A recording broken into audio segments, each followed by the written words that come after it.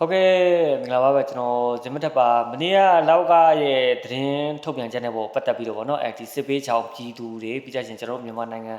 ရဲတပ်ဖွဲ့တွေတက်မတော်သားတွေအတွက်ဗောနော်ဒီမှတ်ပုံတွေအပြောက်တွေဘယ်လိုအိမ်အောင်စရာအပြောက်အပြတ်တွေဘယ်လိုချောက်အောင်လဲဘယ်လိုလုပ်လို့ရမလဲဆိုတာကိုမနေ့ကလောက်ကနေပြီးတော့ဒီတရားဝင်စာလေးထုတ်ပြန်ထားတယ်ဗောဗျာဒီအဲ့ဒါလေးကျွန်တော်ပြောပြပေးမယ်ဒါသိစေခြင်းလို့ပေါ့နော်စစ်ပေးကြောင်းတိတ်ဆောင်ခဲ့တော့တက်မတော်သားမိသားစုဝင်များရဲတပ်ဖွဲ့ဝင်များပြည်သူများနိုင်ငံသားစစ်စီကပ်ပြားများအိမ်အောင်စုလူကြီးစင်းရင်ဆိုနော်တကောင်စင်းလို့လည်းခေါ်တယ်ပုံစံ66ခါကြီးလို့လည်းခေါ်တယ်နော်အကြောင်းမျိုးကြောင့်ပျောက်ဆုံးပျက်စီးခြင်းတဘာဝဘေးနဲ့ပျောက်ဆုံးပျက်စီးခြင်းကြောင့်နဲ့အစ်စ်ပြန်လဲလျှောက်လူပါကလက်ရှိနေထိုင်ရာတက်ဆိုင်ရာလောကရုံးနဲ့မြို့နယ်ရုံးကတော့တွားလျှောက်လို့ရပါတယ်တဲ့နော်လက်ရှိကိုနေတဲ့မြို့နယ်ကလောကတွေနော်တိုက်နယ်မှုတွေမှာတွားပြီးပြောပြီးလျှောက်လို့ရပါတယ်အဲ့လိုလျှောက်ထားတဲ့အခါမှာပေါ့နော်အိမ်အောင်စုလူကြီးစင်ပြုတ်လုပ်မယ်ဆိုရင်နေထိုင်မှုအထောက်အထားတွေနဲ့မှန်ကန်ရန်လျှောက်ထားရန်လိုအပ်ပါတယ်တဲ့နေထိုင်ရာပေါ့နော်ရက်ွက်ကြီးရတယ်မှာနေထိုင်နေမှာမှန်ကန်ကြောင်းဆိုတဲ့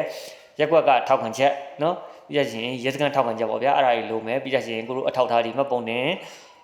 ဘောနော်ပြီးအိမ်အောင်စရာပေါ့အဲ့လိုလေးလိုမယ်ပြီးကြလို့ရှိရင်ကိုနေတာအိမ်ငှားလားအိမ်ပိုင်လားပေါ့နော်အိမ်ငှားအိမ်ပိုင်ဆိုတဲ့အဲ့လိုမျိုးဒီပိုင်ဆိုင်မှုတစ်ခုခုလိုပါမယ်ပြီးရချင်းအဲ့ပုံမှာဒီအုပ်ချုပ်မှုကလက်မှတ်ထိုးရမယ်ပေါ့နော်ပြီးကြရှင်အိမ်ပိုင်ဆိုရင်လည်းအိမ်ပိုင်ဆိုင်ကြောင်းစာချုပ်အိမ်ငှားတယ်ဆိုလို့ရှိရင်အိမ်ငှားကြောင်းစာချုပ်အဲ့လိုမျိုးစာချုပ်လေးလည်းလိုပါမယ်ပြီးကြရှင်အိမ်ပုံလေးလိုပါမယ်ပြီးကြလို့ရှိရင်အိမ်ကအိမ်အောင်ဦးစီးရဲ့အိမ်ရှင်ရဲ့ပေါ့နော်မှတ်ပုံတင်မိတ်တူတော့အိမ်အောင်သူစရာမိတ်တူအဲ့လိုလေးလိုပါမယ်အဲ့ဒါလေးနဲ့အုပ်ချုပ်မှုတွေထောက်ခံချက်နဲ့တွားပြီးတော့ရှောက်လို့ရပါတယ်တဲ့နော်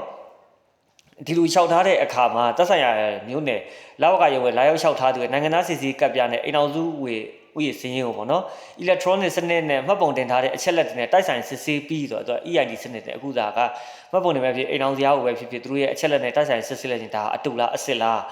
ဘယ်လိုမျိုးလဲဆိုတာအကုန်လုံးချက်ချင်းပေါ်တယ်လေဘယ်မျိုးနယ်ကအိမ်အောင်စုလဲဗာလဲညာလဲဆိုချက်ချင်းပေါ်တယ်အဲ့လိုမျိုးပေါ့နော်တိုက်ဆိုင်စစ်ဆေးပြီးမှန်ကန်တယ်ဆိုရင်ရခင်နေတိုင်ခဲ့ဘူးတော့